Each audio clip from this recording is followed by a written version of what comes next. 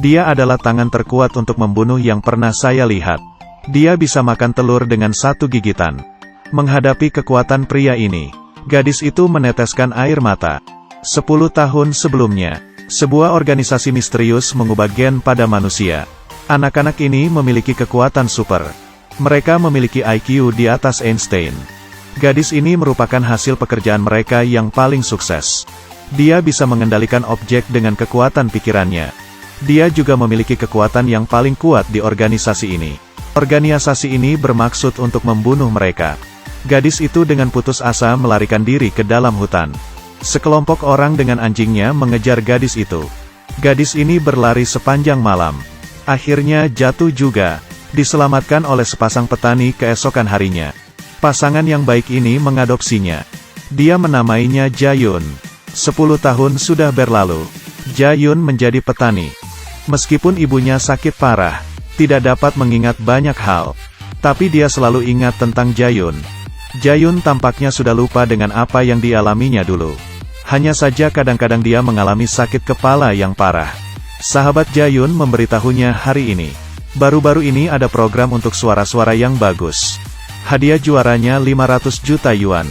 Dengan uang ini, penyakit ibunya bisa sembuh. Ditemani temannya. Ketika keluarganya melihat video Jayun waktu itu, orang tuanya seperti tidak terlalu senang. Karena ketika Jayun melakukan sebuah seni, benar-benar menerbangkan mikrofonnya di udara. Jelas ini bukan sihir, tapi kekuatan supernya. Orang tuanya khawatir nanti Jayun akan dicari oleh orang jahat. Saat ini pria ini muncul di luar pertanian.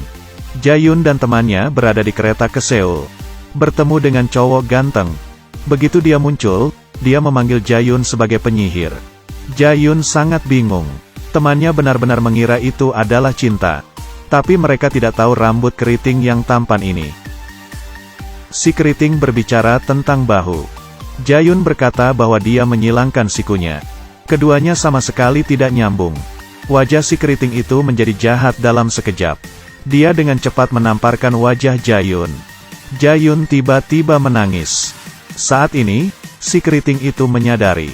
Penyihir ini benar-benar amnesia. Keriting itu berbalik. Seseorang di kereta memukulnya. Pria itu datang dan memukulnya.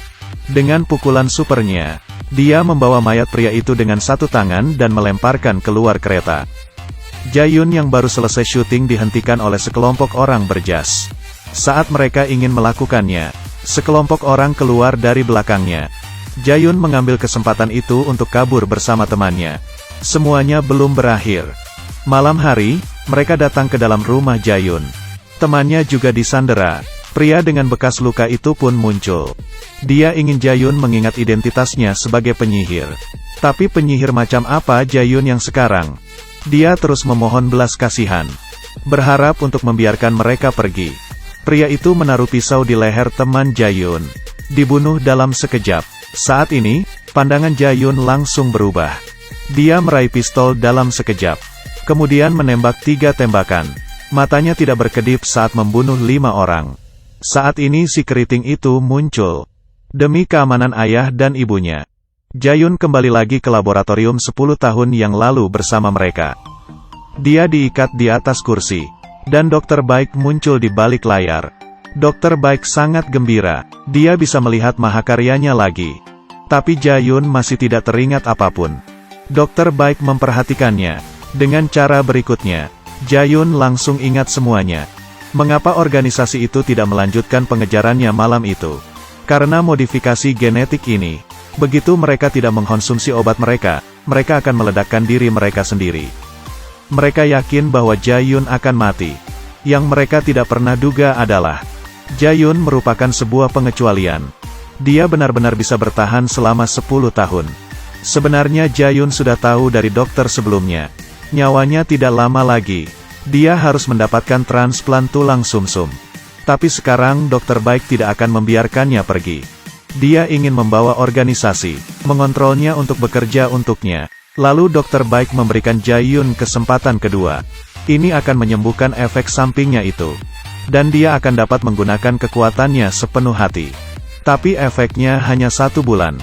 Si keriting menyadari ada yang tidak beres. Pada saat ini Jae-yun menunjukkan wajah aslinya. Ternyata dia tidak frustasi sama sekali. Dia tidak hanya memiliki kekuatan super. Dia memiliki keahlian dalam berakting. Faktanya, Jae-yun telah mencari-cari organisasi misterius ini. Karena dia tahu hanya organisasi ini. Kekuatan super yang ditampilkan pada acara itu adalah rencananya.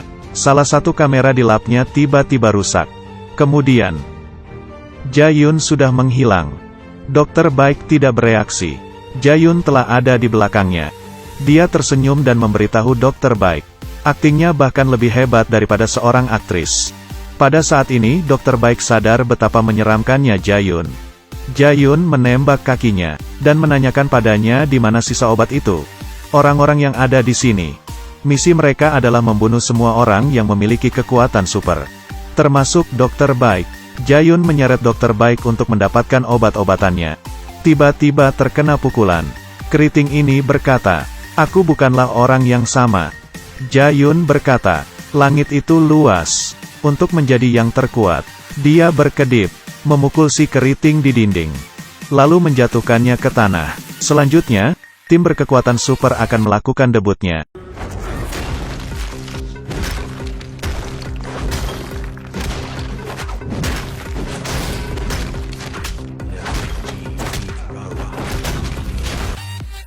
Tepat ketika Jae-yun hendak membunuh si keriting, tiba-tiba tertembak. Ternyata adalah pria yang memiliki bekas luka yang dikirim oleh organisasi itu.